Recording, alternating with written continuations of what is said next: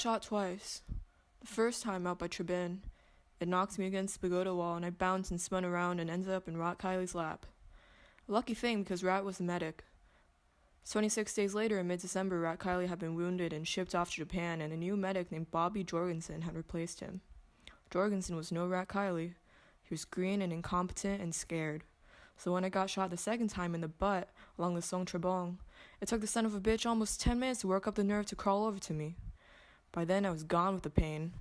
Later, I found out I'd almost died of shock. I wanted to hurt Bobby Jorgensen the way he'd hurt me. In a way, I envied him. All of them. Their deep bush tans, the sores and blisters, the stories, the in-it-togetherness. I felt close to them, yes, but I also felt a new sense of separation.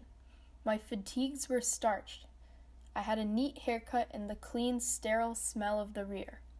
They were still my buddies, at least on one level, but once you leave the boonies, the whole comrade business gets turned around. You become a civilian. You forfeit membership in the family, the blood fraternity, and no matter how hard you try, you can't pretend to be part of it.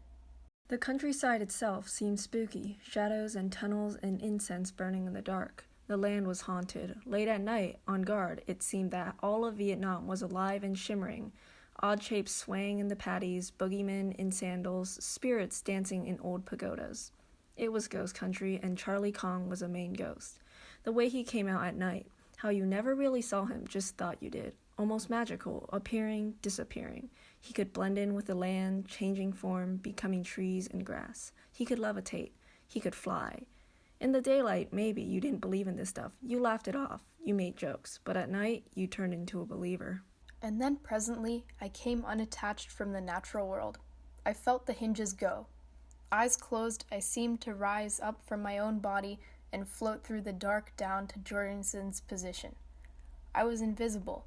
I had no shape, no substance. I weighed less than nothing. I just drifted. It was imagination, of course, but for a long while I hovered there over Bobby Jorgensen's bunker. As if through dark glass, I could see him lying flat in his circle of sandbags, silent and scared, listening, rubbing his eyes, telling himself it was all a trick of the dark.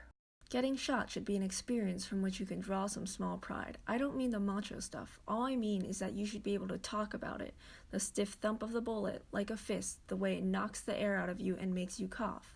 How the sound of the gunshot arrives about 10 years later, and the dizzy feeling, the smell of yourself, the things you think about and say and do right afterward, the way your eyes focus on a tiny white pebble or a blade of grass, and how you start thinking, oh man, that's the last thing I'll ever see, that pebble, that blade of grass, which makes you want to cry.